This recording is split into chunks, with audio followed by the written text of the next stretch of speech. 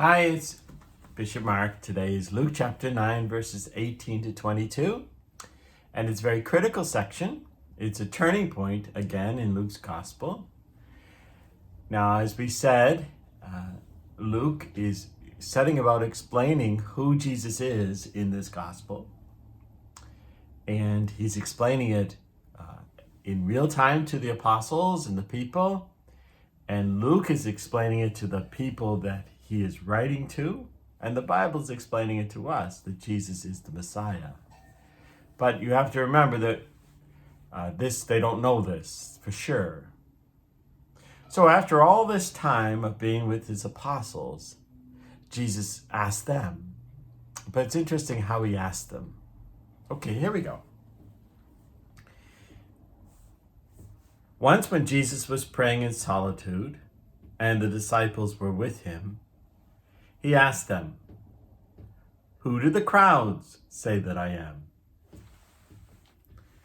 Okay, so it's a time where he's alone, the people are not there. You know that's unusual, but he does always finds time to pray. And so he's there, and the disciples, he comes up to them and he says, "Who do people say that I am?" Now remember, in the section where we heard about Herod's thoughts, Herod is wondering who he is. Everyone's wondering, is he the Messiah? And so now he asks his own disciples, who do people say that I am? Not who do you think I am? Who do the people say that I am? Okay, so they answer. They said in reply, John the Baptist, others Elijah, still others, one of the ancient prophets has arisen. Okay, remember now, this is in a time where there's no television or photography. It's only word of mouth, right? Only word of mouth. So people get confused. They've heard of the great John the Baptist, and they say, well, that must be John the Baptist the crowds are going to. Or when, we've said this many times, when they speak of Elijah and John the Baptist, they're talking about the one who comes before the Messiah. We know that's John the Baptist, right? So the apostles just say, well, people are confused, and some say this and some say that, right? Then he said to them, "But who do you say that I am?" Okay. Now it's time for the apostles to learn about his being the Messiah. But he doesn't want to just tell them, I'm the Messiah. He asks them, who do you say that I am? Who do you say that I am? It's a question that Jesus asks us all, actually.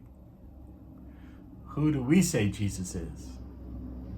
Okay, but in the gospel which we're reading, he asked the apostles. Peter said in reply, the Messiah of God. So Peter knows. It's like Jesus is giving him a little test, a little time to prove themselves, and time to get used to the fact that he is the Messiah.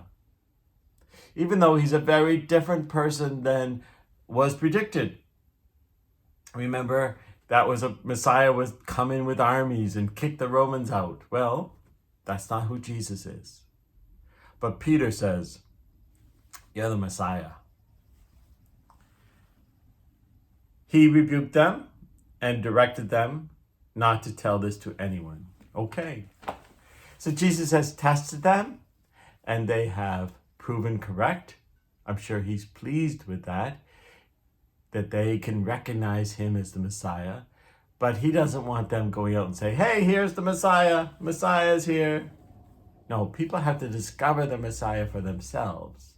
So even though the apostles now know he's the Messiah, he doesn't want them telling others. Everyone like them has to come and find the Messiah for themselves.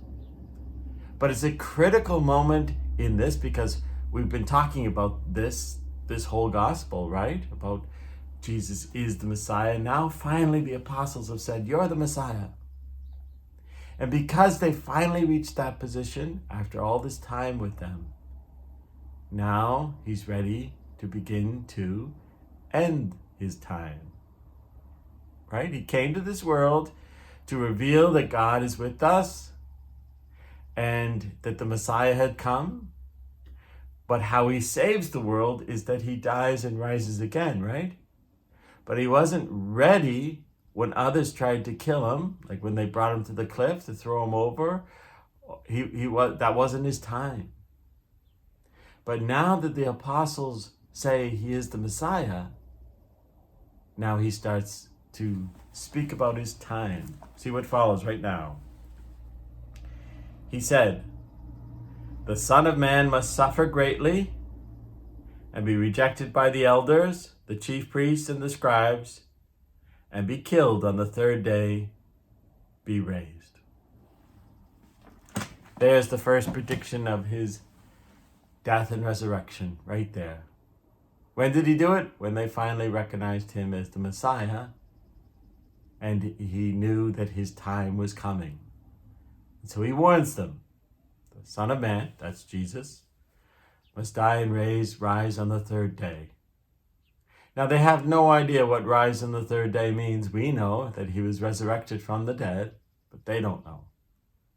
But at this point in the arc of Luke's gospel, he's got them to the level of they know he's the Messiah, and now he begins to tell them of how he is the Messiah and that he must die.